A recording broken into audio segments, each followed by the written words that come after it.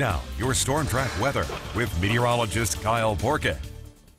Hey there, Northeast Kansas, and welcome back to KSNT News. Local time is 6:18.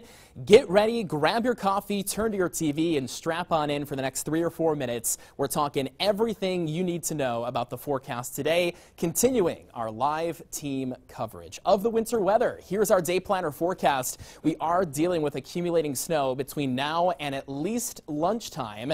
However, another threat out there, those whipping winds. A northwest wind today sustained between 20 and 30 miles an hour. That means winds can be gusting upwards of 40 or 45 miles an hour, making for near blizzard-like conditions in that snow, blowing it around with some whiteout conditions across our northern and our western counties over the next several hours. So something to keep in mind. It is a mess across the viewing area. On the lower portion of your screen, you are seeing all of the latest closures and even the delays across the area. I do expect more to come in over the next several hours. Satellite and radar, a spring-like morning up and down I-35. Of course, some showers and maybe even a couple rumbles of thunder where the air is still mild, almost 50 degrees along the Kansas Turnpike. But farther to the north and west, it is nothing but snow. That's where I want to start Max Track radar this morning. It's really moving slowly as it kind of tilts and pivots farther to the north and east. That means the northern half of Riley County, a pretty rural spots of the viewing area, but of course the city of Riley, even Leonardville, you're right in the middle of it. You are seeing some very steady snow this morning. Meanwhile, K-State and the entire city of Manhattan not really seeing any snow at all. This just in from our producer. It's a snow day in Manhattan. Ironically, no snow for you right now, but it is just off a couple miles to your north and west, all of Clay County, and then farther to the north and west, seeing the snow. I want to zoom into some of our eastern counties now. There's Topeka in central Shawnee County. Some funky colors there, some of the pinks and purples. That's a wintry mix. Christina Reese, one of our meteorologists out there live this morning, you'll hear from her in a few minutes, but she was just on about 15 minutes ago talking about some ice pellets. The radar would verify that. That's the purple color. That's what we call sleet. And then farther south and east where temperatures are in the 40s this morning, up and down Osage County, even farther south into Coffee County, that's plain old rain. Quinamo seeing some locally heavy rain in Osage County.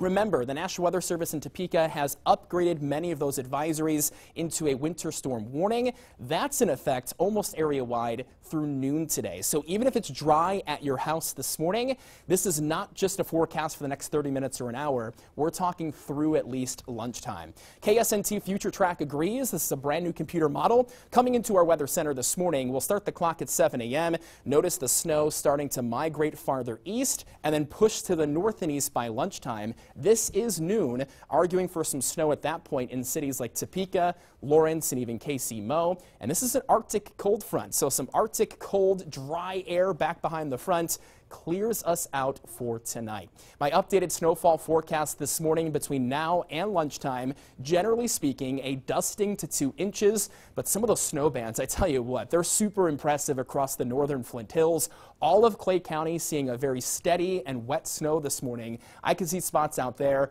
2 to 4+ inches through midday.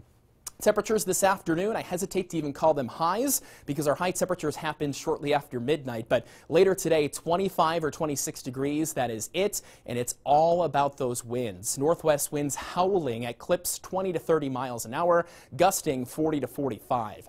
Tonight we fall back down to just 8 degrees, a north wind still 15 to 25 miles an hour, making 8 feel warmer than the wind chill of 5 below, and that's how we start Friday morning. Tomorrow we could see some late day snow showers. You guessed it, the same storm system we're dealing with today, and even later this weekend, the same storm system that will try to wiggle east will actually move backward into eastern Kansas and the eastern plains, bringing us another chance for snow showers Sunday night into MLK Day morning, where temperatures will be sub-freezing day and night, just 9 degrees to start next week. High temperatures for Monday and Tuesday in the low 20s. Your complete